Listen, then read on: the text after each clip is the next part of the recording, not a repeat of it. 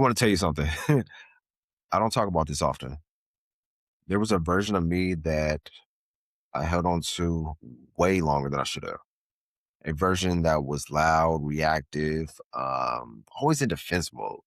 A version that measured everything by what people thought, by who was watching, by whether I looked like I had it all together. A version that confused with being hard with being strong. And the crazy part, even when I started to grow past that version of myself, even when I could clearly see that he wasn't serving me anymore, I missed him.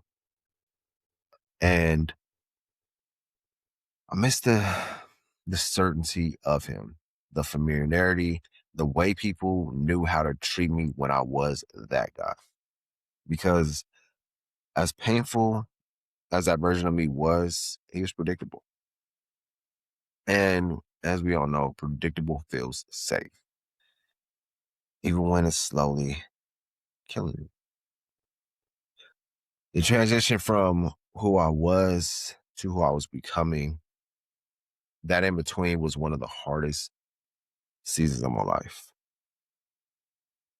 Not because of the new direction, but because nobody prepared me for the grief of it. This is Sana I E. I'm EXO. And today we're going somewhere we haven't been this quarter one. And we've been all over the place. We got 1 week left of quarter one, then we head into quarter two, second wave series of episodes. We're going to finish quarter one out strong with a great topic. But that starts with today. We talked about building the new. Today, we're going to talk about what it costs to let go of the old.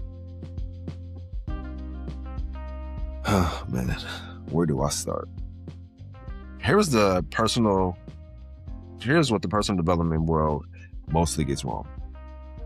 It sells transformation, right? New mindset, new habits, new circle, new you, new version of yourself, new this, new that. And all that is real. But what glosses over a lot is that with every gain of growth that you have, there is a corresponding loss that comes with it. And losses need to be grieved as well, right? Even when the thing you're losing is hurting you. Psychologists actually have a language for this. There's a concept called identity disruption. What happens when who you are shifts significantly enough that your old sense of self no longer fits, but your new one hasn't fully settled in right. Are you at that point in your life? And if not, were you at that point before, or do you see yourself reaching that point soon? It's one of the three that you're in. And researchers describe it as a period of genuine psychological distress. Not weakness, not regression, distress. Because your brain is wired to protect the identity it knows, even when that identity is holding you back. Ain't that something? Researchers published in the Harvard Business Review found that when people undergo major identity shifts, whether that be career changes, personal reinvention, leveling up, many experience what researchers call identity paralysis, a feeling of being stuck between who they were and who they're trying to become. The old self doesn't disappear just because you decided to grow. It holds on. And if you've never been told that's normal, I'm here to tell you that's normal. You start to believe something is wrong with you, even when it's not. It's just you changing. And at the end of the day, nothing is really wrong with you. You're just elevating and evolving and growing. And this is a part of growth. You're in that middle spot. I want to say it's like a purgatory between the old you and the new you. You're trying to get to the new you, but the old you still trying to pull you back. I'm sure we all been there. And it's understanding, who do I want to go backwards or do I want to move forward? And that question is real. And another question is, what do you do with that pull backward? Because it is coming if it hasn't already. Oh man. No, I was there. I was there. I was there, man. And it's tough. And we're gonna get deeper into that. I want to name some things because I think a lot of us are experiencing the pull backward without recognizing it for what it is. Sometimes it looks like sabotage. We talked about self sabotage earlier. You're on a streak, right? You're making good decisions, you're building momentum, and then out of nowhere, you blow it all up. Have you been there? You go back to the old behavior and you sit there afterward thinking, why did I do that? I knew better. But it wasn't stupidity. It was your old identity asserting itself, reasserting familiar ground. Sometimes it looks like guilt. You start making more money, moving in different rooms, leveling up your standards, and instead of feeling proud, you feel like a traitor, like you've abandoned where you came from. Like success is something you're supposed to be apologetic for. And that's what I went through. I was leveling up, I was making more money, I was getting into these rooms, but something internally made me feel like you don't belong here. Why are you here? It's all a facade. And sometimes it's the way we talk to ourselves when we do level up as well. It's understanding that we are our biggest supporters and we have to have that support as well as talk to other people about what's going on. Because self sabotage is real.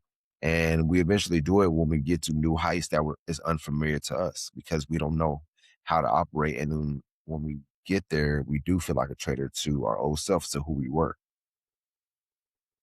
Sometimes it looks like nostalgia for a version of yourself that was simpler, even if that simpler version was suffering.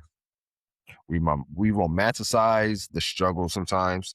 We get attached to the identity of the underdog. And then when we start winning, we don't know who we are without the fight. Man, I'm just reminiscing on my time. I'm grateful for the journey though, but man, it's always gonna be a journey. And sometimes this one hits different. It looks like the people around you are trying to pull you back, not because they're evil, because your growth disrupts the ecosystem. When you change, it holds a mirror up to everyone who hasn't. And some people will try, consciously or not, to keep you at the level they're comfortable with. Think about it. When you try to level up, grow, does your friends, family, peers support your growth, or did they try to bring you back down? And sometimes people outside of you don't want to grow. They'll say they want to grow or change, but at the end of the day, it takes action to really change, to become somebody new. So understand that, and always do some deep reflection too. Is like, are the people that around me pushing me forward or keeping me caged in? Social identity theory tells us that our sense of self is deeply tied to the groups we belong to. When we start outgrowing a group in mindset, ambition, and the way we move, we experience what researchers call social identity threats. The pull to stay where you're known, where you fit in, where you make sense is genuinely powerful. It is not weakness to feel it. It becomes a problem only when you let it make the decision.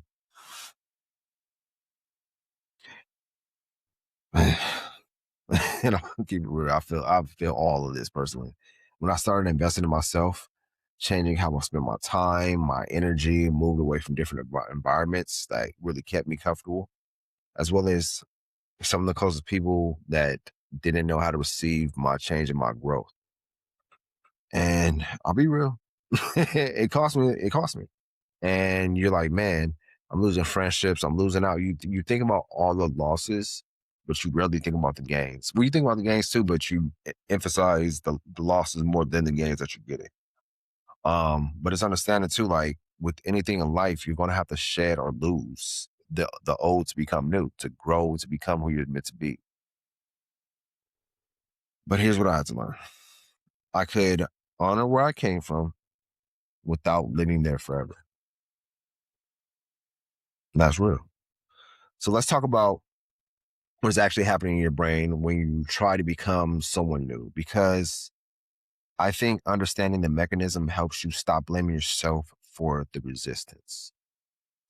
Psychologists who study identity change describe a three-stage process. You might want to get your pen and pad out for this one. The first stage is called separation. The moment you consciously or unconsciously begin to distance yourself from who you've been, your old beliefs, old habits, old environments start to feel like you don't fit in. This is uncomfortable. It is supposed to be uncomfortable. You're separating yourself from the old you and you're molding yourself into a new person.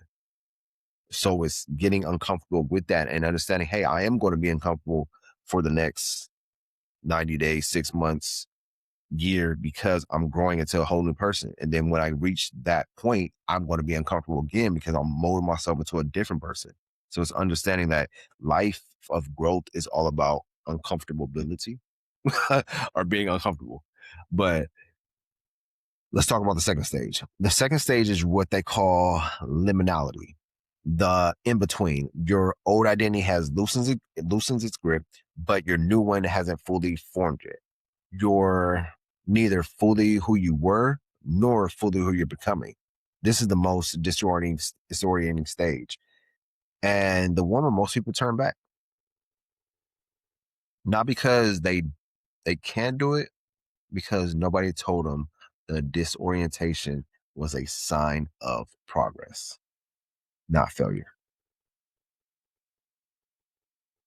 And the third stage is reintegration. The new identity starts to feel natural, your new way of thinking, moving up, showing up, and it stops feeling like a performance and starts feeling like you. And that version of you, the one on the other side of the in between, is not someone different. It is someone more fully yourself than you've ever been. And that's the best side to be. Once you finally get over that hurdle, that hump of the old you, the in between, now the new you. Once you get in that new you phase, you're like, okay, it really changes you internally and changes your mindset, changes your psychological build, where you're like, okay, I overcame those hurdles, overcame the uncomfortable stages. Now what's next? I can conquer damn near anything that I set my mind to. Research from the University of California found that identity is not fixed. It naturally evolves across life stages. The person you were at 22 was not meant to be the person you are at 35. Our values, priorities, and sense of self are designed to evolve. What feels like you're losing yourself is often the very process of finding yourself. The goal is not to resist the evolution, it is to navigate it consciously. And here's something that comforted me personally. Research on behavior change found that on average, it takes about 66 days for a new behavior to feel automatic. Not 21. I know that's a big thing, 21 days, but it's 66 days. And full identity integration, the point where the new you feels like the real you, can take months, sometimes longer. So understand that on your journey. That means if you've been doing the work and still don't feel natural, you're not doing nothing wrong. You are just not done yet. There's still more work to be done. The discomfort is not a verdict, it's part of the process. Oh, man. I guess it's the part I get personal, huh? I want to spend a minute on something that no one in the space talks about. And I think it's one of the most important things I can say today. You're allowed, turn this up. You want to turn it up on this one. You're allowed to grieve the old version of yourself. There, I said it. Even if that version was harmful, even if that version was holding you back, even if that version was not who you want it to be, not who you want to be now, but who you want it to be then. It's okay to grow and grieve that person because that version of you served a purpose. They got you here. They survived things that were hard. They protected you the best way they knew how with the tools they had at that time. And there's something worthy of acknowledgement in that, even as you move past it. For me, the version I had to let go was the one that learned to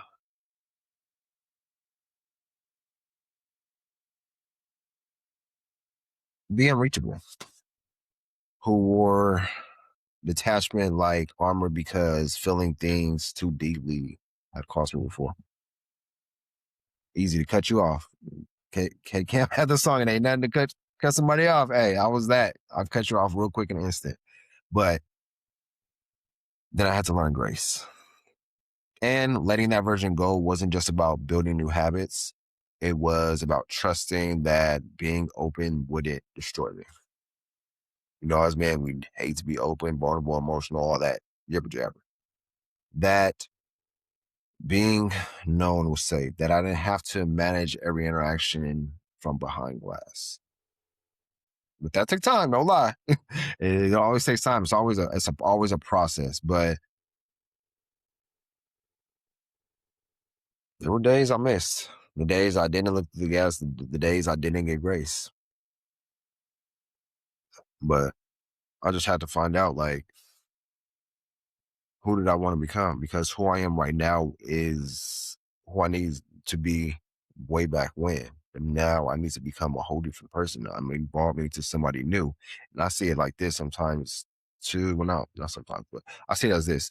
We all have birthdays. Every year you're supposed to elevate, evolve, and change. Every year, whenever your birthday is, you're supposed to grow and become a new person. It's like you're shedding the year before and transforming into a new year. So it's understanding too, when you get close to your birthday, whether you a month out, 2 weeks out, understanding, okay, who was I at this age, and who do I want to become this next year of my life? What do I have to shed? What old habits do I want to let go? What good habits do I want to keep to move forward? So it's understanding that every year we're supposed to grow, but sometimes we don't grow. We live the same years over and over and over again. So some studies that I found, psychological research confirms that what most of us feel but can't name. Even when we consciously choose to grow, we experience a form of grief of our old identity. This is not a resistance to change. It is the natural human response to loss. And just like any grief, it cannot be skipped. It can only be moved through. The men who try to bypass the grief, who rush into the new identity without honoring the transition, often find themselves cycling back to the old behaviors months later, not understanding why. Hope that helps you understand. So, if you've been feeling the strange sadness when you realize you've outgrown something you used to love or someone you used to be or a place that used to feel like home, that is not regression. That is a price of becoming. And honestly, it's worth paying. Grieve it, honor it, and then keep it moving, keep pushing forward.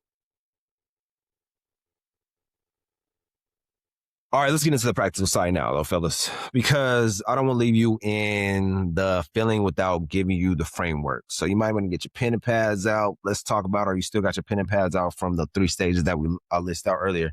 So let's talk about some practical action steps that you can do. Step 1, name the old version, not to shame him, to see him clearly. What did he believe about himself? What were the rules he operated by? What did the need that he was trying to get in unhealthy ways? Write it down if you need to. Get specific. You cannot let go of something you haven't fully acknowledged. Number 2, thank him for what he did. This is one might feel uncomfortable, but I'm serious about it. The version of you who was always on guard. He kept you in a safe environments where you needed to be on guard. The version who was performance driven to the point of burnout. He built real things. He produced. The version who disconnected from his feelings. He survived things that required disconnection. You don't have to like who he was to acknowledge that he served a purpose. The old you served a purpose for what you needed up to that point in time. We're always growing, we're always shedding, we're always becoming new versions of ourselves. Let go of the old you and start working on the new you. Step 3, define who you're becoming. Not who you think you should be, not who your parents wanted you to be, not who your friends wanted to be, not the version of success that looks impressive on the outside. The version that feels true to you. What does he value? How does he move through the world? What does he refuse to compromise on? This is who you are building toward. Keep that image clear. Number 4, protect the transition. The in-between is the most vulnerable point. I'll say that again. The in-between is the most vulnerable point. Guard it, be intentional about who has access to you during the season. Not every moment is safe for a man in the middle of becoming. Not every voice deserves a front row seat to your growth. It's not arrogance, it's discernment. One of the most powerful findings in identity change research is this. Identity shift is more durable when it is witnessed. When someone who matters to you sees you as a new version. When they reflect that new identity back to you consistently, it accelerates integration.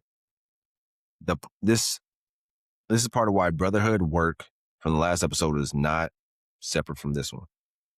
Your circle is not just support, they're part of who you're becoming. And step 5, give it time, man.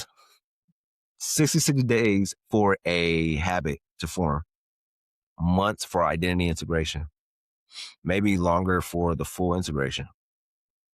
Stop measuring your transformation in weeks, in days, in hours. Start getting comfortable with delayed gratification. That's what it really comes down to. Because in the era we're now in right now, everybody loves instant gratification. But there's a reason why it takes 66 days to form that new habit, because you're going to go through ups and downs. You're going to go through days where you want to do the old you, or where you give in to your old self. And there's days where you're fighting to become your new self. So it's understanding those 66 days really shape your mind through that journey to see if you're still going to pull forward to who you want to become, or you're going to slowly regress back to the old you. But the work you're doing right now, this quarter 1, we got one more week into quarter 2. You plant the roots. It's like planting a tree. Roots don't show up overnight. You got to plant the seed first and keep watering the soil on a daily basis. Continuously taking care of your garden. But that's all I can say.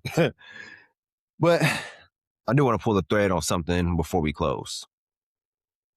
Look at everything we've been doing this whole quarter. We started by asking who you are versus who you were told to be. We talked about imposter syndrome, that feeling of not deserving what you're feeling, or what you're building, what you're creating. I've been there. Imposter syndrome is so real. That's one of the most impactful episodes, and self-sabotage. And then we got into discipline, about how to build it without destroying yourself in the process.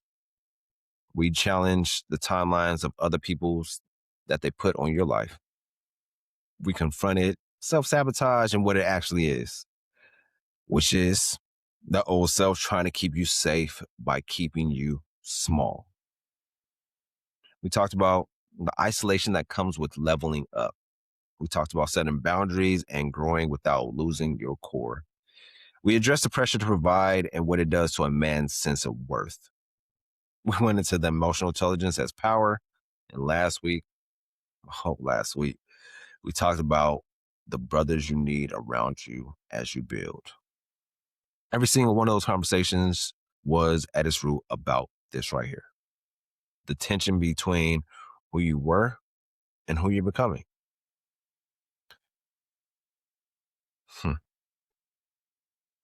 That is a real word. Not information, not motivation, identity. The slow, sometimes painful, sometimes disorienting process, becoming more fully yourself and releasing everything that does not belong to that version. Psychologist Dan McAdams spent decades, decades studying what he calls narrative identity, the way we build and rebuild our life story as we grow. His research found that the men who thrive through transitions are not the ones who reinvent themselves completely. They're the ones who find continuity, who take the best of who they were and carry it forward into who they're becoming. The goal is not to destroy the old self, it's to integrate them. You're not starting over, you're building on. You're becoming more, not different. And that distinction matters because it means nothing you have lived through has been wasted. The hard seasons, the wrong turns, the version of you that didn't work out, all of its material, all of it informs the man you are building now. Don't leave it behind. Carry it consciously. Time to land this plane. Somewhere in your life right now, there is a version of you that is ready to be released. A belief that no longer fits you. A pattern that served you once and now is no longer serving you. A role that you've been playing that belongs to who you were, not who you're becoming. I'm not asking you to abandon him. I'm asking you to look at them honestly, thank him for what he did, and then with intention, with gentleness, and with full acknowledgement that this takes time. I'm not asking you to loosen your grip on him because the version of you on the other side of this transition, he's not a stranger. He's not a fantasy. He is the most honest version of yourself you've ever been. And he's been waiting patiently throughout it all for you to make room. So make that room for him. That is the work. Not the highlight reel, not the wins you post. This right here. The quiet, private, sometimes painful, but always worthwhile work of becoming. You're not behind. You're not broken. You're not too far gone. And you're not in the middle of something. You're not in the middle of something. You are in the middle of something real. And the fact that you're still here, still listening, still doing the work, man, that's where it comes down to, continuously doing the work, because the work never stops, especially on yourself. You're going to be working from the day you're born to the day you die. The work will never stop unless you stop yourself and you stop working on yourself. But the work never stops becoming the best version of yourself. Man, with that being said, man, enjoy your week. Got 1 week left of quarter one, and then we're going to jump into quarter two. This is Sana. I-E. I'm EXO. Thank you for trusting me on your journey. With that being said, man, share the show, subscribe, like, leave comments, leave reviews. If you listen to Apple Podcasts, leave a review on there. If you like, man, I did not like this show at all, hey, leave a review. Let me know how I can improve. But if you love this episode, you feel like it helped you out, let me know as well. I appreciate y'all. Check out the website, sanaie.com. It'll be in the show notes. Subscribe anywhere you subscribe. And if you're watching on YouTube, thank you for subscribing. Leave a comment on there on the YouTube. With that being said, man, love y'all. Appreciate y'all. I'll see ya next week. Peace.